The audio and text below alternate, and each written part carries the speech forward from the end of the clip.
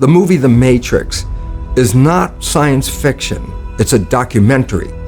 Every human, and it's a fact, every human first 7 years is download a hypnosis. The brain of a child under 7 is in a lower vibrational frequency. When you put wires on a person's head, you read electroencephalograph, reading brain activity. A child below 7 has a lower vibration than consciousness. It's called theta.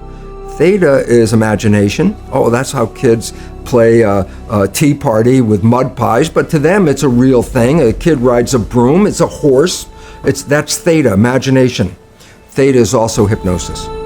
And the idea is this: before you can become conscious, if you don't have any programs, what are you going to be conscious of? It's sort of like I buy a new iPod and I take it out of the box and I push play and nothing happens, and you think, oh my God, I spent all the money and the damn thing isn't working. And then some little 7-year-old kid comes up and says, well, mister, you didn't download any music, how are you going to play something?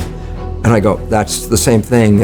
It's like the brain is like the iPod. Consciousness is the screen where I can create. But if I don't have anything in the hard drive, I can't create. So nature makes the first 7 years. What kind of programs are required to live on this planet? I say, how do you get them? Theta is hypnosis.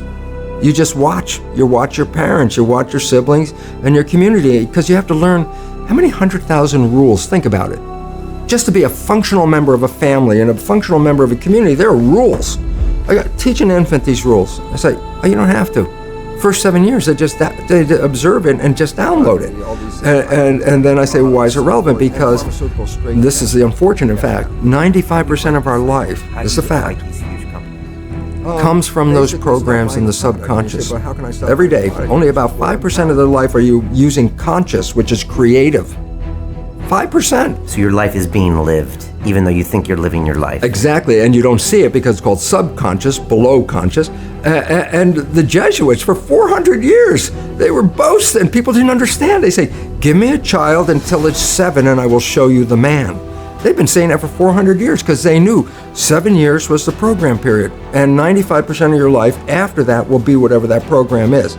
So Angelina Jolie runs in a family where there is cancer, and I say, yeah, they have the gene. I say, that didn't cause it. It was the behavior that was passed on. Behavior is passed on, not like genes. It's passed on through families, but it's passed on through learning in families. Okay. In your lecture on the biology of belief, you made this analogy at the end of a camera and then an eye, and how the camera kind of inverts the image and puts it on the film, and yet with our eye, we invert the image, and then we put it through a filter in our brains. Right. And this is what you're talking about. The first 7 years of your life puts a filter on everything. Absolutely. How do you behave? Right. There's millions of rules, so you and I can look at two things, and completely have different conclusions. Right, and it's just based on how you grew up, what you see. You know, look, this is not new. I mean, there's the famous book, Rich Dad, Poor Dad. Sure. And basically said you come from a poor family and you could struggle your whole life and try to get rich, but you're not going to make it. And if you come from a rich family, you could be stupid your whole life, Donald Trump, and make it. Not because it was thinking, but it was unconscious behavior that was downloaded from rich families into kids, which is unconscious. So they're making the right moves unconsciously. If they engage their conscious mind, then they look stupid, but it's unconscious. And that's the same thing with poor people. Poor people have beliefs from the family.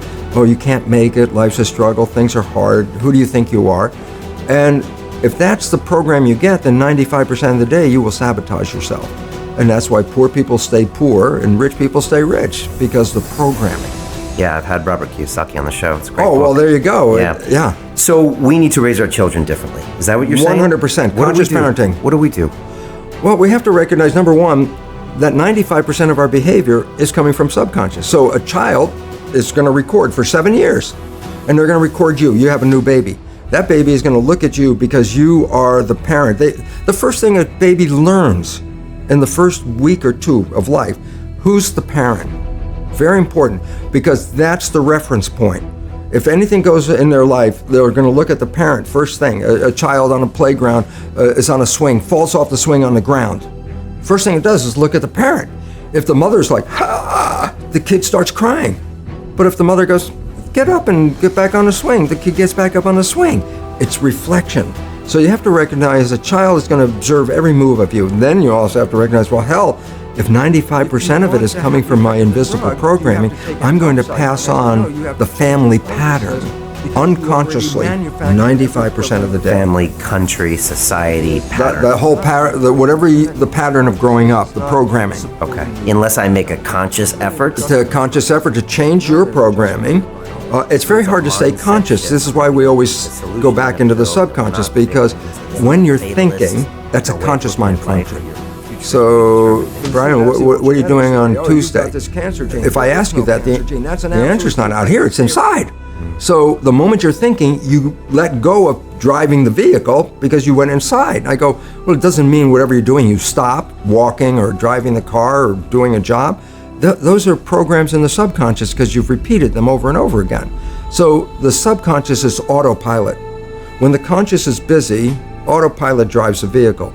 Point is, when conscious is busy, it's not observing what's going on. So let's say we're having this conversation in a car, and I've been driving for 10 minutes, and we've had this great conversation, and all of a sudden I look out the window, I go, I haven't paid attention to the road while we have the conversation.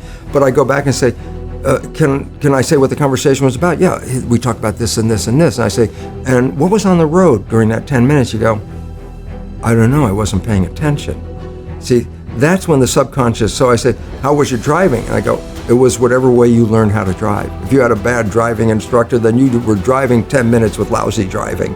Okay, so how can I change that then? I need to be more conscious of my subconscious? You have to be conscious of well, you see, here's the problem. 7 years is programming. And I say, well, what program did you get when you were 0 or 1? You go, I have no idea what the hell the program was. I say, 95% of your life is coming from the subconscious. Your life is a printout of your subconscious behavior. Oh, so you don't have to try and think about what happened. I just say, look at your life. The things you like that come into your life come in because you have a program that supports them.